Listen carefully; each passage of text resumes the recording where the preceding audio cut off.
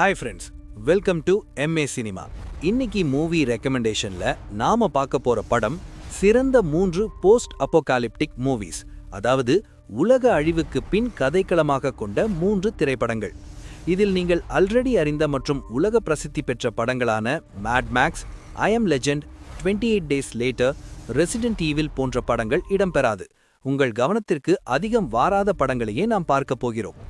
3 படத்தையும் பார்ப்பதற்கு முன்னாடி நம்ம சேனலை சப்ஸ்கிரைப் பண்ணிடுங்க.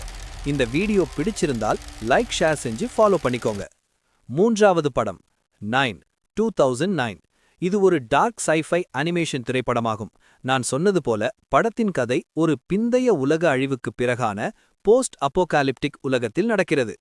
மனிதர்கள் உருவாக்கிய ஒரு மிகுந்த புத்திசாலி இயந்திரம் உலகத்தை தன் கட்டுப்பாட்டில் எடுத்துக்கொண்டு மனிதர்களை அழிக்கிறது.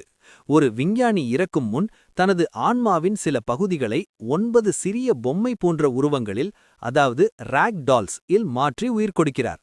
அவற்றின் குணாதிசயங்களாவன: 1 தலைவன், ஆனால் பயத்துடன் இருக்கும்; 2 கண்டுபிடிப்பாளன்; 3 மற்றும் 4 தகவல் சேகரிப்பவர்கள்; 5 உதவி மனப்பான்மை கொண்டவன்; 6 ஓவியங்கள் மூலம் உண்மை கண்டுபிடிப்பவன்; 7 போராடும் திறமையுள்ள பெண் போராளி; 8 பலமான காவலர்; 9 ஆர்வம் நிறைந்த நம்பிக்கை கொண்டவன்.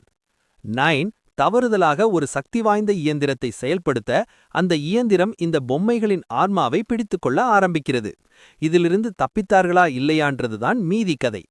திரைப்படத்தின் காட்சிப்பட அமைப்பு மிகவும் தனித்துவமாகவும் உலக அழிவுக்கு பிந்தைய சூழ்நிலையை மிகவும் இருண்ட மற்றும் அழகான முறையில் காட்டியிருக்கிறார்கள். இதில் தொழில்நுட்பத்தின் ஆபத்து மற்றும் மனித சுயநலம் போன்றவற்றை சொன்னாலும் வெறும் 1 மணி நேரம் 19 நிமிடத்தில் இப்படி ஒரு நல்ல கதையை சொல்லியிருக்கிறது இந்த team. Due to the video length, part 2 and 1 available in separate video, please check it. MA சினிமாவிற்கு லைக், ஷேர், சப்ஸ்கிரைப் செய்து உங்கள் ஆதரவை தாருங்கள்.